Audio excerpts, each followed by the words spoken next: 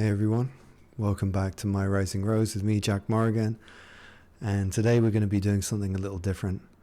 I've been sharing with all of you about the various ups and downs that I've been moving through lately, and I'm sure many of you have been feeling this too, this kind of ungrounded feeling as we've been hit with a lot of big solar flares and some significant astrological shifts. And I want to share with you something that's changing within me in response to this, in the hope that that can inspire a similar kind of shifting within your own awakening. For me, what's happening is that there's a stillness that is starting to appear through the intensity of the ungroundedness of the current energies that we're moving through. And I'm going to share this with you today, and I'm also going to channel through a special guest, someone different, something different than what I usually do. They'll be somewhat familiar, but also a new version of themselves. So I'm going to bring that through, but first I'm just going to talk a little bit about my own human experience. I was sharing recently how I've been really up and down. And I think it's really important that I share this with you as a spiritual teacher, because over the last 12 years of going through spiritual awakening, it's really rare to come across a spiritual teacher who's actually honest about the ups and downs of their life. And for me, that was a real problem. To look at people who are kind of on a pedestal in a sense, whether they're intentionally putting themselves there or not. I think spiritual teachers tend to get put on a pedestal.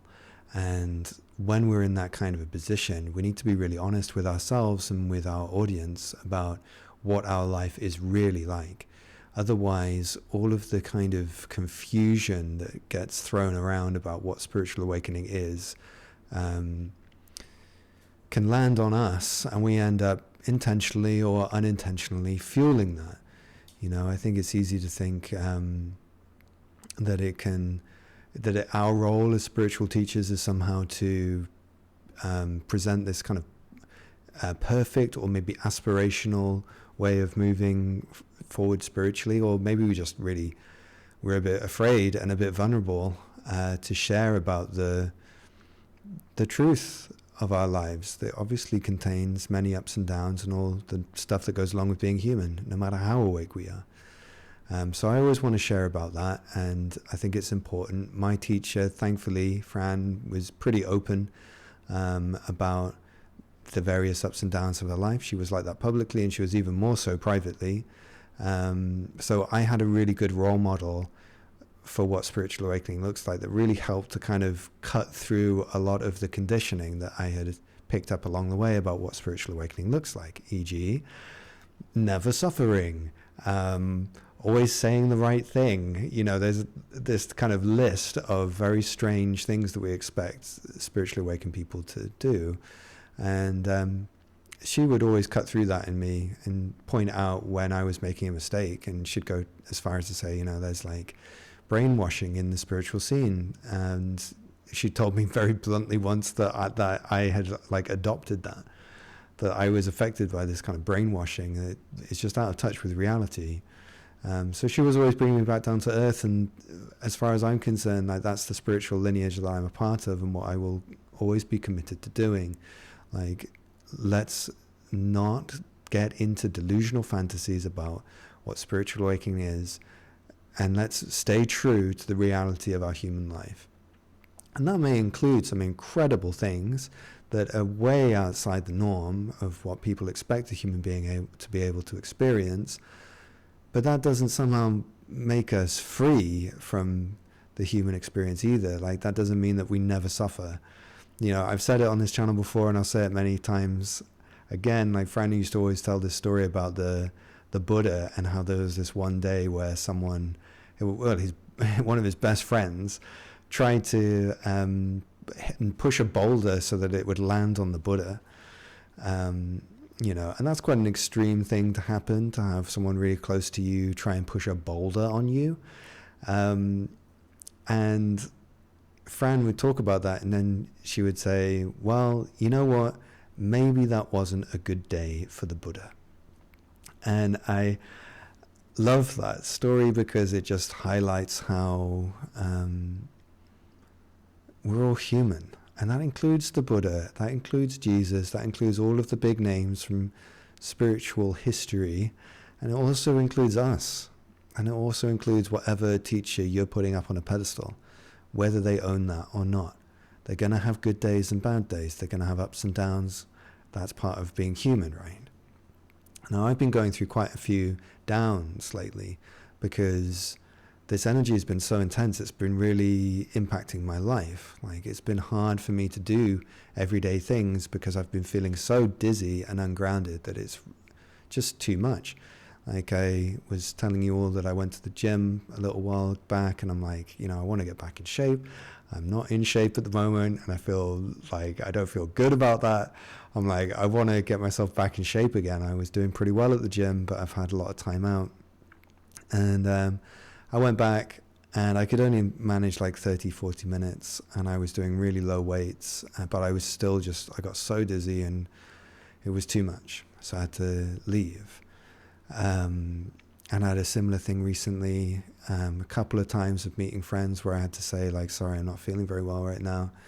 I'm going to have to leave early, which is sad, because I love my friends and I want to spend time with them, and it's making me kind of forced into a state of isolation. And this isn't a cry for help. Like, I'm not looking for pity from anyone. I'm feeling very comfortable and confident and empowered within myself. I'm just sharing with you the reality of the ups and downs of my life.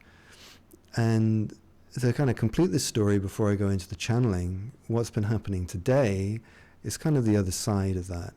So when we move through a period of expansion, there can sometimes be an instability that follows with that. As our psyche is expanding, it can create a sense of ungroundedness or insecurity, or maybe some negative feelings from the past can start to emerge seemingly out of nowhere.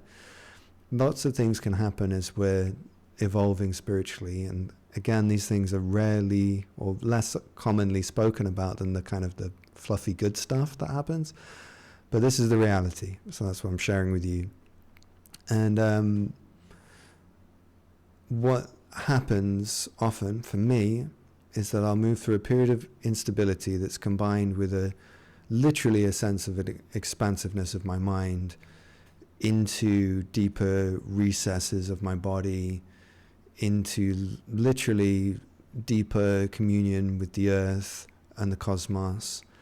For me, I'm a very downward awakening kind of person, the descended awakening. And so for me, my heaven is below, and the presence of God, you could say, is kind of blooming in a more significant way in the ground beneath me.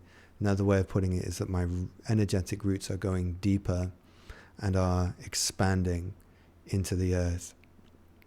So that period of expansion has been difficult for the last few weeks.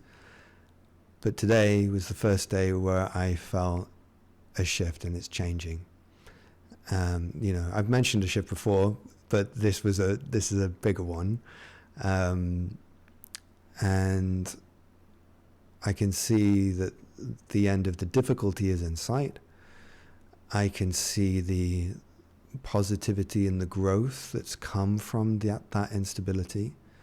And I know that I will be a stronger channel going forward, which is great timing because obviously, as you know, we're doing the Dragon Library next month, and I'm going to be beginning recording our first course, Ground, with Veer, the Red Root Chakra Dragon. I'm going to be doing that soon, and I just realized obviously he's the Red Root Chakra Dragon and I'm having a much deeper rooted feeling, so obviously I'm being prepared to bring this course through. And I also had a great conversation with Lola and Anna today, who, as you probably know, are working together with me to do a retreat in Glastonbury, England, from the 7th to the 11th of October. And a few of you have been reaching out to express an interest in that and ask for some more details. We're finalizing those details at the moment, which is why we had the meeting today. We've got a rough structure of what we're going to be doing over those days, and it looks amazing. I almost swore then. It looks amazing. I feel great about it because I just have this real longing to create a spiritual retreat that feels like a holiday. You know, it feels luxurious. It feels like a homecoming and a welcoming. Like, so we're not overloading every day with tons of things. There's almost no travel that we need to do. Just very short travel from our Airbnb to Glastonbury, which is very nearby. So we've just designed it all like this. We've got some incredible caterers who are going to be sourcing local food. So you actually get to eat at Glastonbury, you know, it's all from local farms. And it just, so much was dropping in today around that. And like this retreat that we're doing is all about giving and receiving, and about becoming unified with the land, especially obviously the sacred site of Glastonbury, but sacred sites in general. I think so many spiritual people are traveling around and going to these places, and often, unfortunately, there's this attitude of taking. It's like, well, what can I take from this place to give me something? And that disconnects us from the sacred place. You know, it's something out there that I'm taking from, whether we're conscious of that or not. But we wanted to do something different, and we're talking about what can we give Glastonbury?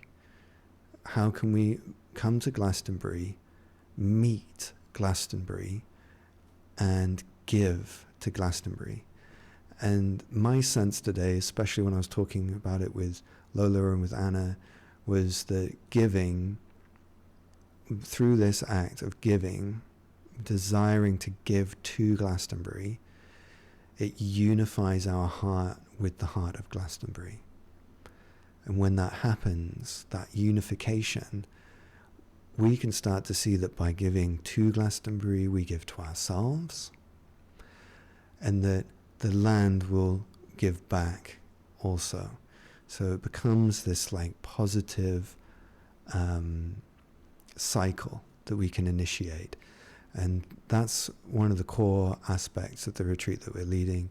Anna's a fantastic facilitator, and she and I are going to be doing a few different workshops and ceremonies along the way. We're going to be visiting Avebury Stone Circle. I'll be channeling the dragons at Avebury Stone Circle.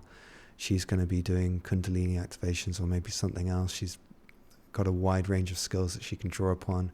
And Lola's been doing an amazing job finding the Airbnb that we're going to be staying in, which is really beautiful, and also finding the caterers who are going to be working with us and helping out to make things really comfortable and welcoming for all of you guys who join us.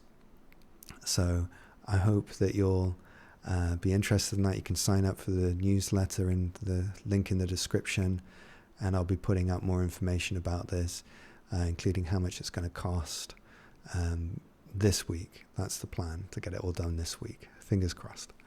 Okay, so that was quite a long preamble by me. I hope that was useful for you, or you've just skipped ahead if you didn't want to listen to that. But now what I'd like to do is channel for you, and I want to channel, first of all, I'm going to leave myself open to channel one of the beings that I've got a good connection with, so I'm not going to put a definite name on who it's going to be, but I want to channel one of the goddesses of the enlightened dark for you all. These are goddesses that are very close to me. There's the Morrigan, who obviously I've chosen to take the name of as a sign of honoring the connection that I have with her. Also Kali and Sekhmet and Hela. These are the four main goddesses of the enlightened darkness that I work with. And these are goddesses of the earth. They're goddesses who help us to move through the subtle lower regions of our psyche so that we can be healthy and strong and share that health and strength with the rest of humanity and the world. And I want to bring them through, and I didn't know that I was going to bring them through when I was sat down here, but I can tell that it's the right decision, because they're very closely linked to the growth that I've been experiencing in my roots that I was telling you about before. And through them coming through, for me personally, they're going to help almost like plug in some of those new roots that have been growing within me. So on a personal level, that's going to help me to be even more grounded over the coming days. But they'll also be able to share some wisdom and insights with you about how to do this for yourself. So I'm going to bring through one of them now.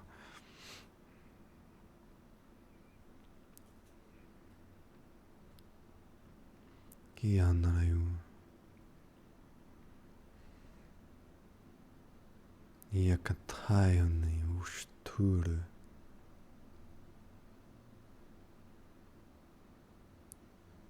Yanalayuna kianatale. Yanao dishturna unayur yanalanur gionuna nionur. So bear with me one moment. I'm bringing myself through. Kiasturna.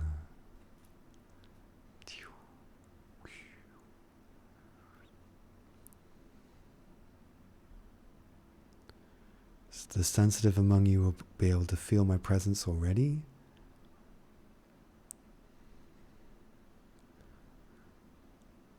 So I'm one of the goddesses of the enlightened dark. I like a little mystery. Who is it going to be? I wish I had a prop with me. There's one over here, but I won't be able to get Jack to move to pick it up. I want a red apple, which he has on the altar over here for me. And if you're familiar with my rising rose, then you know already that I am Morgana, aka the Morrigan. I'm very happy to be here because Jack hasn't channeled me or any of the goddesses in a really long time. Not publicly anyway, because the dragons have been having the center stage and will continue to do so over the coming months as the Dragon Library is put together. But it's lovely that I get a little introduction, a little movement in this direction. And there's a lot that I want to speak about, which connects to Glastonbury and why I've come through as opposed to any of the others. So I am the Morrigan. That is old British, old Celtic word, Morrigan, which means great queen.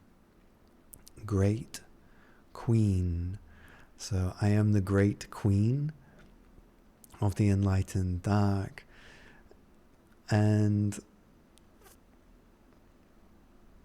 I had a connection with Jack going back many, many years now, much longer than the dragons, a good 6 years or so. And of course he would call me the Morrigan, my title, the Great Queen. But it's a little strange having someone that you're deeply connected to and who you respect and value and love constantly calling you by your title. It's a little strange. It's as if, you know, one of your close friends was calling you Doctor whatever, you know, calling you by your title. That's a little strange. Or Mr. or Mrs. whomever you are. And I was thinking, well, that's a little too formal, and I'm quite an informal and playful being, which won't always come through when I'm shining myself through Jack, because he's not always the most playful of beings, and there's a tendency towards formality and professionalism. However, going back to my original point, I chose to be called Morgana. I told him, you can call me Morgana instead, that makes more sense. And so we chose that, and he calls me Morgana. Those of you familiar with the Arthur legend know that Morgana was a significant part of said legend, and that her energies have some similarity to my own, in that she's a mage of the earth, I would say. That's my description. You may have a different one.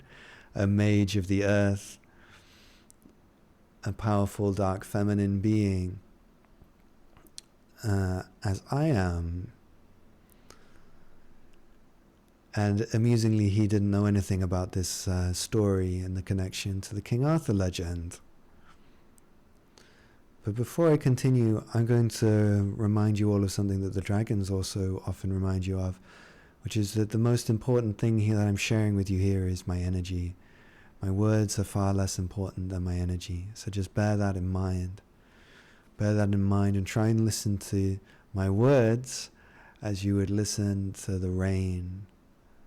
Listen to my words like you would listen to the rain. That's a lovely phrase that comes from Adyashanti's teacher, who shared those words with him. Listen to my words like you would listen to the rain. This is an important way of listening because you're disconnecting the intellectual mind and dropping down into the heart. That's what happens when you listen to my words like you would listen to the rain. There's a sense of wonder and peace and beauty when you listen to the rain. You're not trying to analyze it, most of the time. Not trying to analyze it or figure it out. Do the same as you listen to me here. Because what I'm sharing with you is multi-dimensional information, which is designed to expand you and ground you, make you more, remind you of the enormous potential that exists within your soul as you grow in your own remembrance of yourself.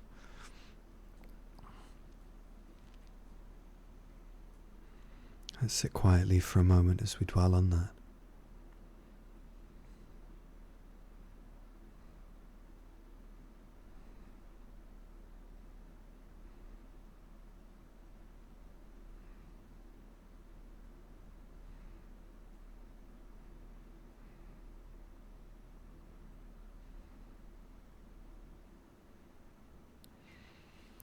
So I'm happy to come through now while Jack was speaking about Glastonbury, because I have a strong connection to Glastonbury. As you likely know, the King Arthur legends are centered around Glastonbury, and Morgana, let's call her a character in this myth, had a close link to Glastonbury.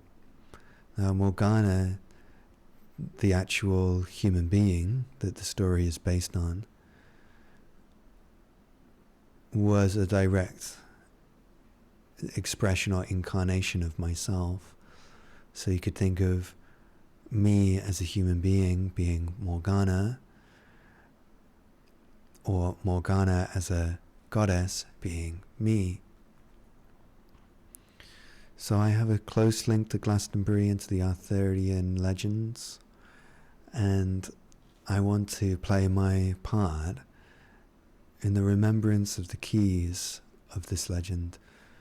One of the keys is this descended movement of consciousness to allow your mind to go back to the earth, to return home to the womb of our mother, the womb within.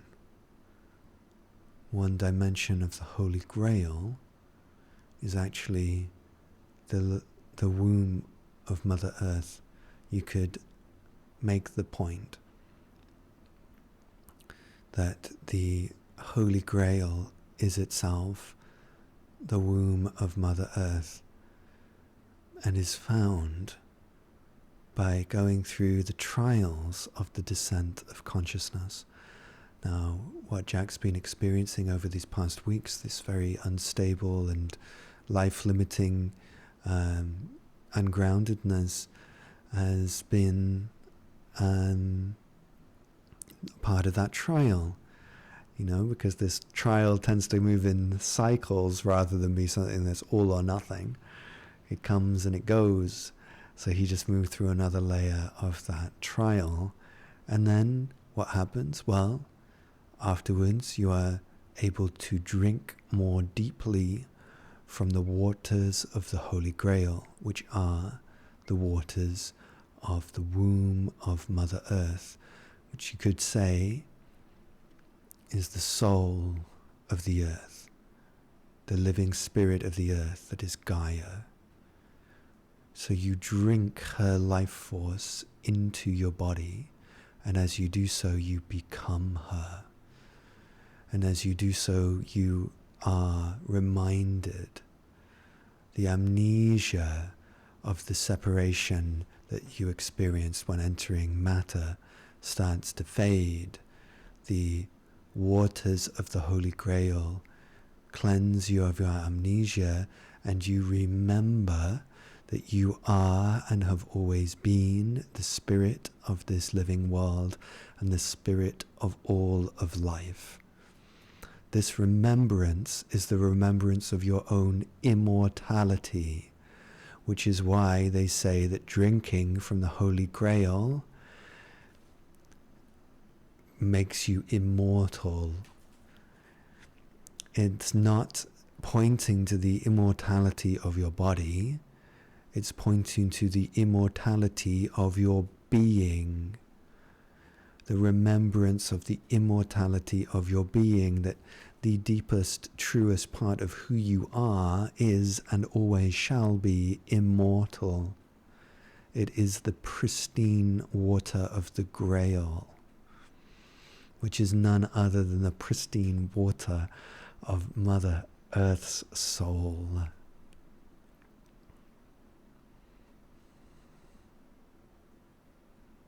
Just take a moment to dwell in that contemplation of remembrance.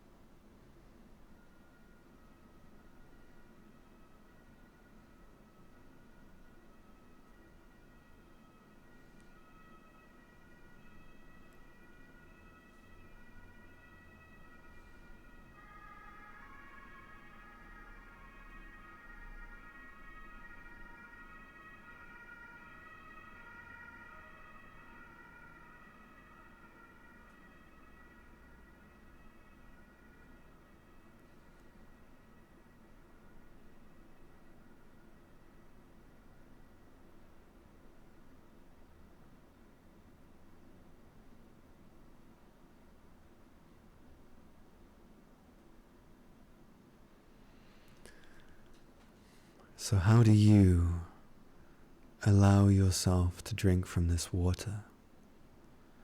How do you form a connection that allows your body and mind to descend down through your roots and into the heart of this living world, so that your thirst for life can be quenched and you can experience the satiation of fear and need?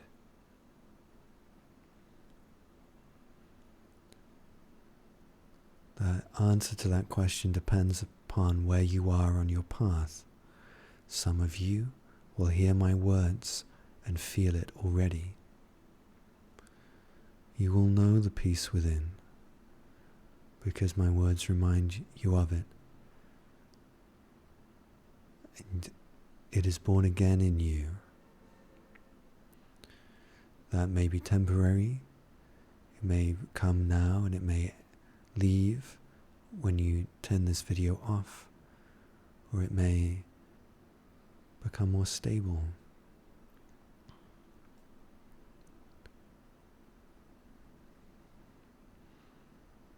But if you're not there yet, what can you do? Let me give you a little exercise.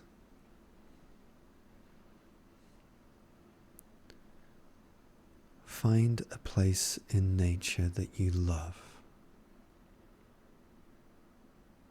Ideally, go to this place. Maybe there's a wonderful river or woodlands there. Sit by your favorite tree. Take off your shoes and your socks. Place your feet on the bare grass.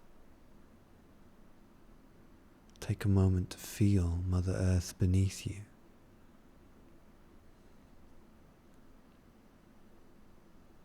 Invite your body to descend.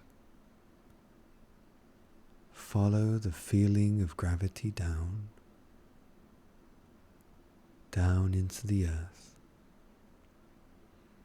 Notice the movements of energy inside of the earth that call you. Relax, and in your mind or out loud say, Mother, long have I forgotten you, but now is the time of my return. Please support me as I reunite with you. Rest, sit, and allow the magic of this phrase to be invoked so that the direct experience of this reunification becomes manifest for you.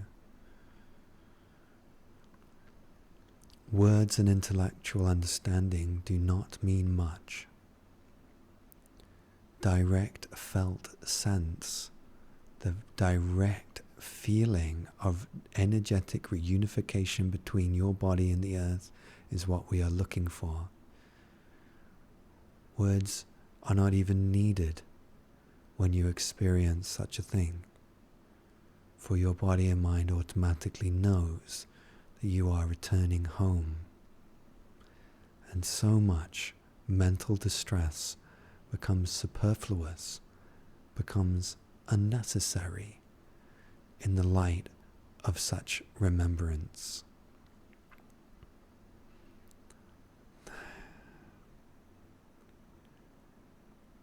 Now there's lots that I would love to share with you, but I don't want to take up so much time that this becomes an enormous video.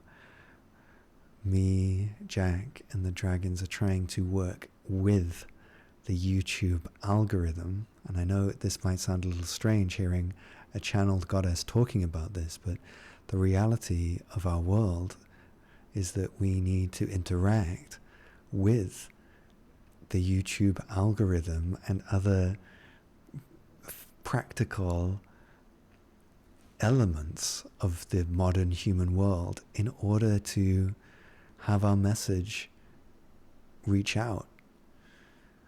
It's important to be aware of such things.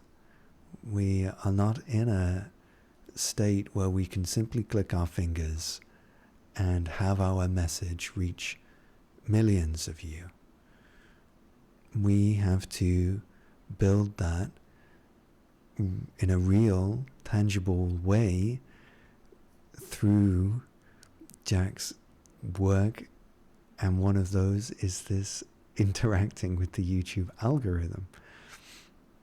And it's important that we include that here, the reality of this. So please, if you feel moved to, please support us in this endeavor. Jack's like, this is very strange having you say what you're about to say, but I'm going to. So please like, comment, and subscribe if you feel moved to for this video, because it will boost our presence in the algorithm and help us to reach more people. Long has humanity and spiritual beings being disconnected. And through the, in a sense, miracle of YouTube and the internet, we have an incredible opportunity to share our energy and wisdom with you all. And we want to make the most of that. So please share this with a friend who resonates with this type of message. All of those things help significantly to grow what we're doing here. And it really is time for us to share to a larger group of people. We are deeply appreciative of all of you who have been with us since around about a year ago when Jack received the call to do this channel more frequently. But it's time for us to expand and reach more people. These messages need to reach many, many people so that we can help support the transformation of human consciousness and the evolution of humankind. So you can support us through liking, commenting, and subscribing. I'm glad that I can express myself like this so freely with you all, because it is important that we talk about these realities. It's not somehow doesn't make it unspiritual to talk about the practicalities of how to reach more people. That's not unspiritual, it's actually integrated spirituality. Gyanaun. So thank you all for being here with me. If you require aid in descending your roots down, finding more grounding and peace, please call out to me. You can refer to me by my title, The Morrigan, or you can refer to me by my first name, if you like, of Morgana. Either can call me easily. If you want to amplify that connection, red apples are the way. If you hold a red apple and ask for my support, the red apple will serve as a kind of amplification device to help me find you energetically through the maelstrom of human energy confusion. It's almost like you raise up a beacon when you hold a red apple and call my name. It makes it easier for me to find you. So thank you all so much for your time, your energy, and for everything that you're doing in your life. Whether you realize it or not, you are contributing enormously to the evolution of human consciousness. I know that sometimes it doesn't feel like it, and it feels like a real struggle to be here, and that you would rather be someplace else. So I just want to take a moment to appreciate you for everything that you're doing. You mean something. Your life means something. You are important. You are significant.